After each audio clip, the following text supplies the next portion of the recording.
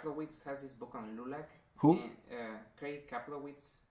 He's a scholar, a historian. And I've seen this mentioned in other articles, that he mentions that the testimonies for the expansion of the Voting Rights Act only indirectly address the key problem with the 1965 Voting Rights Act, which is that Latinos weren't considered, or Mexicans or Chicanos weren't considered a racial minority. Do you agree with this idea that the expansion of the act had this effect where that was the legal beginning of Hispanic as an ethnicity? Well, I'm not familiar with the book, but before we get to the question you posed, look, Johnson was the president. I don't know the scholar, and I don't know his work, but and I don't have to know. I know my practical politics. Johnson was president. He wanted a Voting Rights Act. The way to get the votes was not to include Texas or Mississippi. Well, I'm sorry, or Arkansas or North Carolina or Tennessee. Limited to 4 states so he could get the votes to get it passed. It had nothing to do with who was included, who wasn't included. Okay. Now, once it was established, and they saw the Democrats are not stupid. They saw that they had to keep the blacks voting. Now, it was only Johnson's election a year prior, in '64, where the blacks Democrats completely realigned themselves over from Republican to Democrat. Well, Johnson's not stupid. He wants to keep the blacks in the Democratic column. He's got to give them a reason and a vehicle to be able to keep voting Democrat in the Deep South, okay, for him. So that's why he did it. I don't think we ever came into his mind.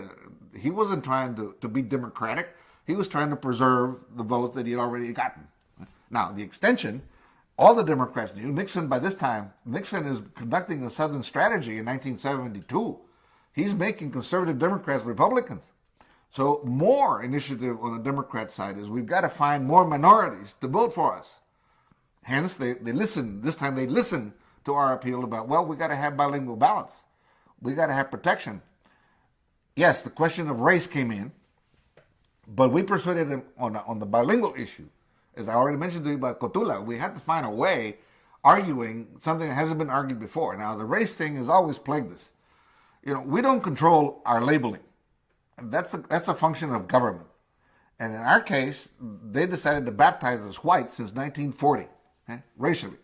Before that, we were other. Now, nobody treated us as whites, and that's the Hernandez case, and you can dig that up. But you have to use what weapons you have.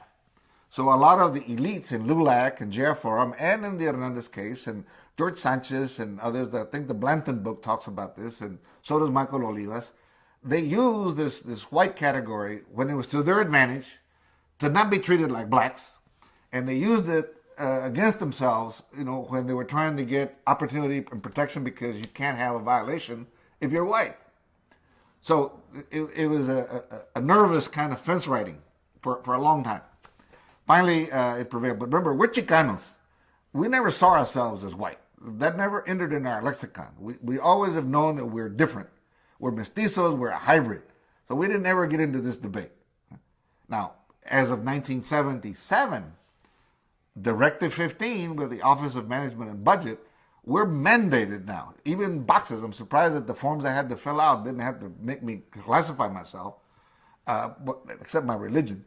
But you have to answer whether you're white, black, yellow, or brown. Or red.